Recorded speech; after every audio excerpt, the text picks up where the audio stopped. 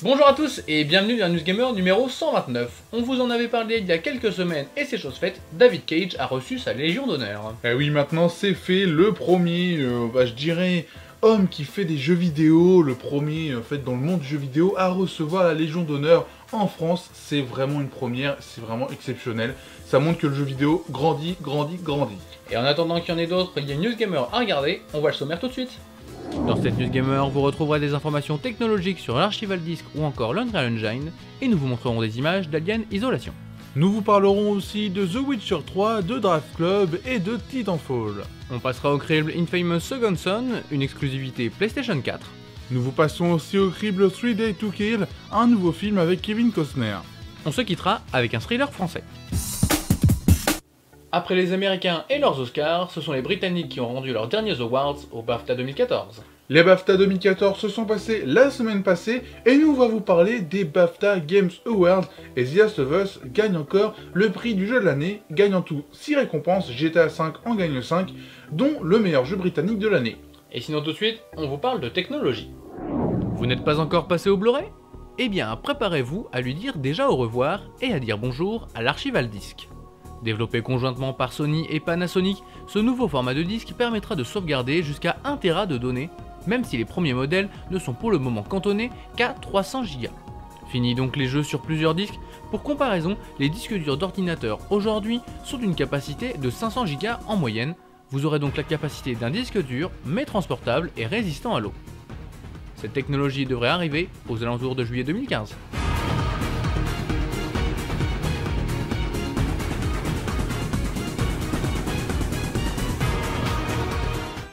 Les fans de One Piece vont être heureux d'apprendre qu'un nouvel épisode vidéoludique sortira très prochainement chez nous. Et oui, One Piece Unlimited World Raid ne sortira pas seulement au Japon. Vous pourrez donc faire mal à vos ennemis avec vos membres élastiques sur Wii U, PS3, 3DS et PS Vita.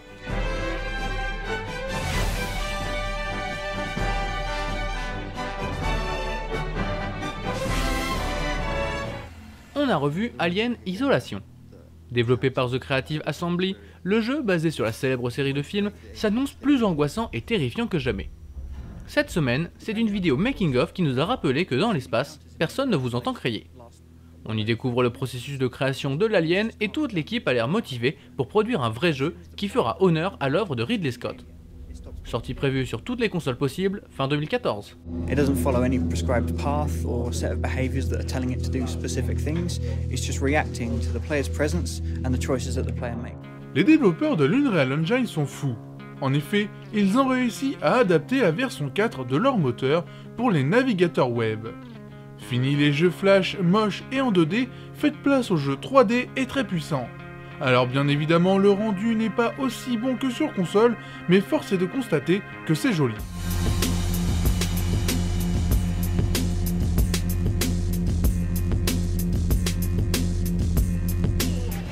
Le tandem Cadmera Danny Boone est un formidable catalyseur pour le cinéma français. La comédie Superchondriac où ils sont à l'affiche a déjà attiré plus de 3 millions de personnes dans les salles, avec 2,1 millions de personnes sur sa première semaine d'exploitation. Le dernier film français à avoir franchi la barre des 2 millions de spectateurs en une semaine était déjà un autre film de Danny Boone, rien à déclarer, et c'était il y a 3 ans. Souhaitons au film de continuer d'attirer les gens au cinéma, ça pourra peut-être le cinéma français, qui traverse en ce moment une période plutôt difficile.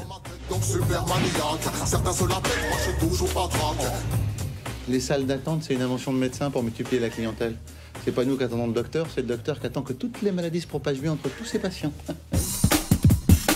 On a eu cette semaine des informations sur le prochain film Les Schtroumpfs. Il n'y aura pas de Schtroumpf 3, Sony Pictures a annoncé qu'il y aura tout simplement un reboot de la série déjà, et oui, ça fait que 2 épisodes que les Schtroumpfs sont au cinéma, mais en même temps on aura dû les laisser en bande dessinée et en dessin animé. Et dans le sujet, on vous parle de reports, notamment pour The Witcher 3 ou encore Drive Club. Pour que The Witcher 3 se retrouve dans à ne pas retenir, c'est qu'il se passe quelque chose d'important. Tout simplement, le RPG très attendu de la next-gen vient d'être repoussé à l'année prochaine. Tout le monde avait espoir de jouer au titre cette année, eh bien il faudra être patient une année de plus. C'est tout simplement une réévaluation du planning de développement qui a conduit à ce report. Si ça peut rendre le jeu meilleur, pourquoi pas.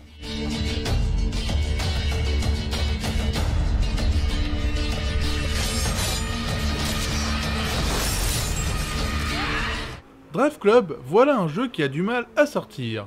Sony, n'étant pas content du rendu actuel, a donc décidé de repousser le jeu encore une fois. Nous n'en savons pas plus, mais le chef de développement des produits chez Sony a déclaré qu'à l'heure actuelle, sortir le jeu serait une grosse erreur. Soit on nous prépare un jeu de dingue, soit c'est tout le contraire.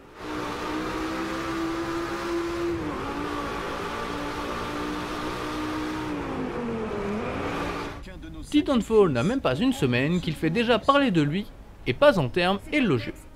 Sur Xbox One, les joueurs ont été nombreux à se plaindre de serveurs mal calibrés qui rendaient le jeu injouable, et sur PC, on a tout simplement vu des joueurs avoir déjà piraté le jeu pour posséder une assistance à la visée supplémentaire, les rendant quasiment invincibles. Cela fait beaucoup de problèmes importants pour un jeu uniquement multijoueur, espérons qu'il ne faudra pas un DLC pour corriger tous ces problèmes.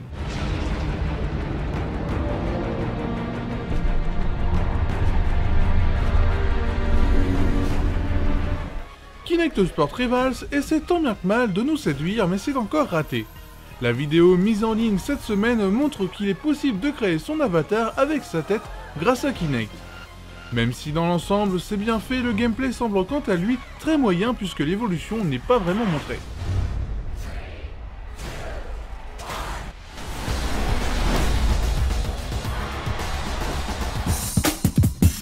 Dans les sorties de la semaine, on peut notamment noter Yaiba Ninja Gaiden Z ou encore l'excellentissime Metal Gear Solid 5 Ground Zero. Nous, on va vous parler de l'exclusivité PS4 Infamous Second Son.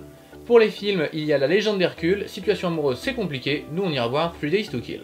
Infamous Second Son, c'est une nouvelle exclusivité pour la PS4 et Sony en est fier. 3 Days to Kill, c'est un nouveau film d'EuropaCorp avec un budget de 28 millions d'euros. Après avoir fait ses gammes sur PS3, la série Infamous arrive avec Infamous Second Son sur PS4. Vous trouvez que Watch Dogs est super joli? Regardez Infamous Second Son et vous verrez la différence. Même si beaucoup de bugs de collision sont présents, le reste est juste dingue. Le nombre de particules gérées est incroyable. Les effets de lumière sont vraiment jolis, l'ambiance de la ville est vraiment bien travaillée. Enfin bref, voilà enfin les vrais premiers graphismes next-gen sur PS4.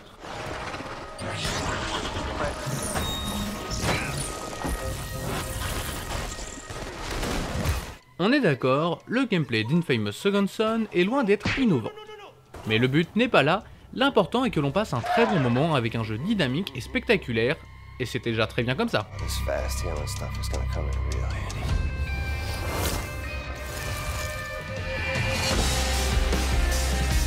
Scénaristiquement, Infamous Second Son n'est pas impressionnant, mais fait le travail nécessaire. Les événements se passent 7 ans après les événements des précédents volets dans la ville de Seattle. On contrôle Delsin, un jeune homme pouvant copier les pouvoirs des autres, mais aussi utiliser le décor à son escient. Infamous Second Son est au final une exclusivité de poids pour la PlayStation 4, ce qui lui vaut une note de 5 vaches sur 5.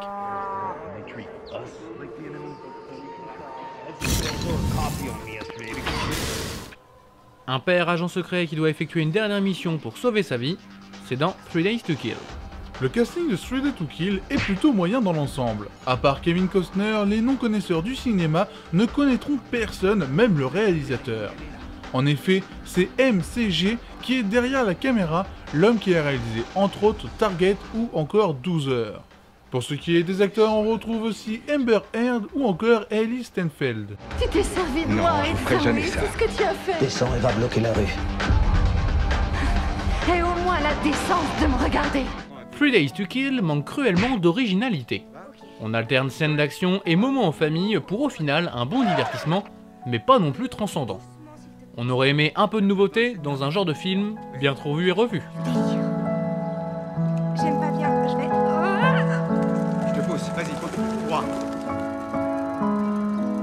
L'histoire de 3 Days to Kill est clairement du déjà vu, notamment chez EuropaCorp. Un agent secret qui veut arrêter sa carrière mais qui doit réaliser une dernière mission et faire le choix de combattre les terroristes ou s'occuper de sa famille, c'est un peu simple. De plus, nous connaissons déjà la fin avant même de voir le film. 3 Days to Kill est au final un bon divertissement à voir sans se prendre la tête, ce qui lui vaut la note de 4 vaches sur 5. Allez. On arrive arrive à la fin de cette News Gamer, une émission que vous pouvez retrouver sur internet. Et oui, vous pouvez nous retrouver sur le site total-gamer.com, un site avec un forum très sympa, vous pourrez parler de jeux vidéo, de musique, de cinéma ou encore de séries TV en toute liberté. Et vous pouvez aussi nous retrouver sur Facebook, Twitter, YouTube et Dailymotion. Et si jamais vous avez des questions à poser sur toute l'actualité de ce que Dogman vient de parler, vous nous retrouvez sur jeuxvideostream.com le dimanche soir à partir de 20h30, vous poserez vos questions et on y répondra en direct. On se quitte avec ce qu'il fallait voir, un thriller français. Un thriller qui s'appelle Le Dernier Diamant, un nouveau film avec Bérénice Bejo qui parle d'un diamant qui va être vendu, enfin un diamant à 24 carats, un truc de malade, il veut être volé, il y a une histoire d'amour qui va se lancer, enfin bon c'est un film français, faut pas chercher bien loin. On espère que vous avez apprécié cette émission et on vous dit à la prochaine. Salut. Vous êtes Simon Farrell? C'est moi. Je suis isolée et c'est ma première grosse vente. Votre mère se méfie des sociétés de sécurité qui appliquent simplement des matrices. Elle m'avait demandé un audit des installations. Le Florentin n'est pas une simple pierre précieuse. C'est une légende. Et c'est cette idée qui fera de cette vente une vente historique. S'il ne monte pas au-dessus de 40 millions, on pourra considérer cette vente comme un échec. Donc vous serez responsable. J'ai appris que vous avez perdu votre mère à peu près au même âge que moi. Non. On va prendre un dessert quelque part?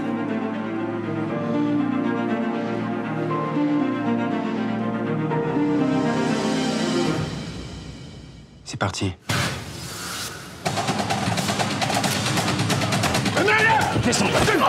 Lieutenant Forêt, vous êtes en train de subir un vol organisé. Monsieur, vous vous trompez, cet homme travaille avec moi. Simon, mais dis-lui! Je sais que vous avez couché avec ce type. Mais est-ce qu'il y a d'autres choses pour lesquelles vous étiez consentante? C'est pas possible. Tu savais rien? Non, je savais. Tu savais, mais tu peux, espèce de salaud! Arrête! Je suis comme toi aujourd'hui, j'ai tout pu. T'es pas comme moi, tu seras jamais comme moi.